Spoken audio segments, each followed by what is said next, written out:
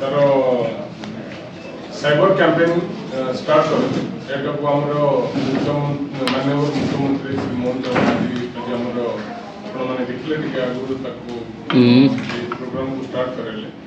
और cyber campaign मुख्य उद्देश्य आपने जानते बर्तमान जो साइबर फ्रॉड होची साइबर मेनान्स जी अच्छी केमती आम अवेयरनेस क्रिएट करवा दि पब्लिक एवं जनरल पीपुल से माने साइबर फ्रॉड मान शिकार हेबे नहीं कारण से माने विभिन्न प्रकार प्रलोभन प्रलोभित करके कष्ट लब्ध अर्थ को से हड़प कर विभिन्न प्रकार तो यहाँ गोटे आम 1 मास पर्यंत चलो आज 18/10/2025 रु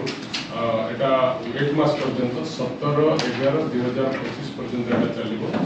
ये गाँव गहली प्रत्येक ब्लॉक हेडक्वार्टर आम प्लां कर प्रत्येक ब्लॉक हेडक्वार्टर सब हेडक्वार्टर